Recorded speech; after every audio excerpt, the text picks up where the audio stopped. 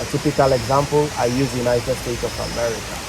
The African history or the black history, they call it critical race theory. And I've been asking myself ever since then, what is it about our history that is critically racial? Each time I get only three answers. One, for nearly 400 years, our ancestors were forced into chains and shackles and taken across their oceans into a new world. They survived the chains and shackles, being in those chains. After slave trade, they went through Jim Crow.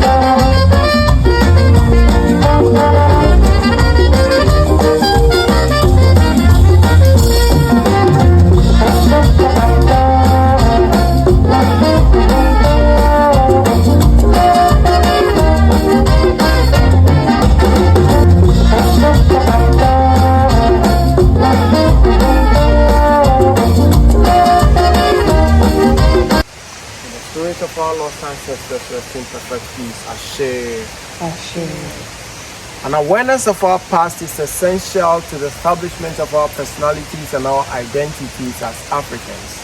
And that's a quote from Emperor Haile Selassie.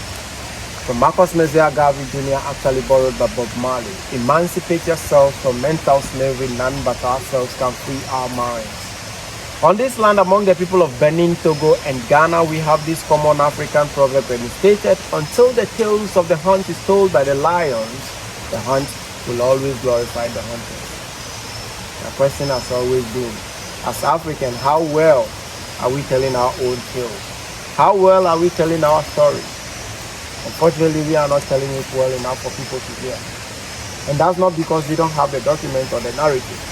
We have everything it takes for us to tell our own narrative, but unfortunately, systems tend to be fighting against our history being told. A typical example, I use the United States of America. The African history or the black history, they call it critical race theory. And I've been asking myself ever since then, what is it about our history that is critically racial? Each time I get only three answers.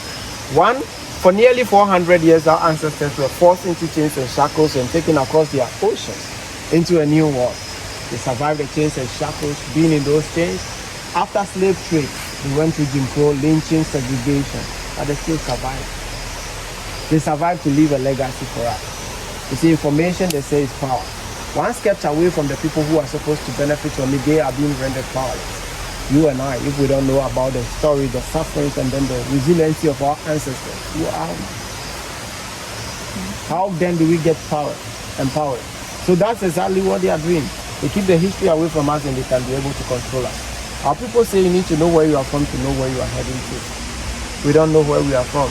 That's the hardest part of the truth. You see, we know that we are from the African continent, but where in Africa? We don't know.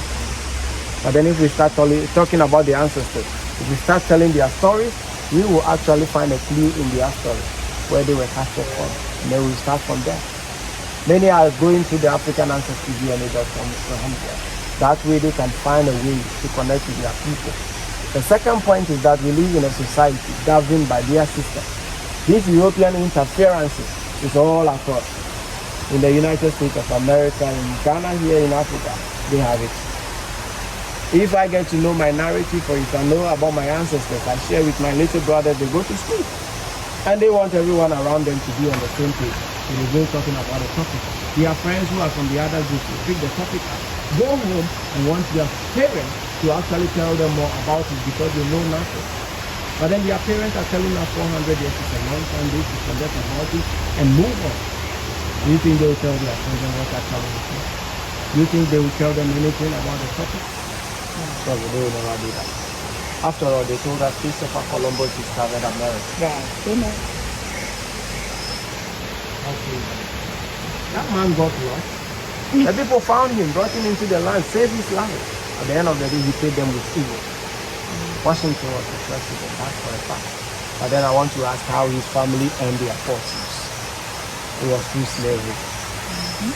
So they know very well that their history is entangled with ours.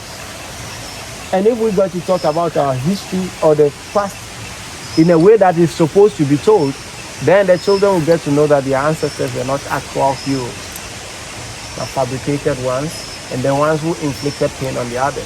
The final point is that they are afraid of our reactions. They know very well how strong we are. To survive 400 years of being enslaved It's not easy.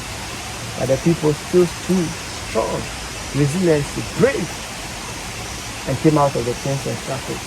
What will happen if their descendants get to know the entire truth of how they treated their ancestors? Then they are thinking of the reaction. Thinking that we will treat them the way they would treat us if they were the ones in our shoes. That's why they don't want us knowing about who we are. A long time ago, before the arrival of the Europeans onto this land, we had a very big, vast land. The oldest known name of the land was Akebuland. And that word simply means land of humanity, mother of all creation. Some call it the Garden of Eden. Looking around the continent Africa, what don't we have here? We have absolutely everything it takes for us to live happily. But then we are struggling.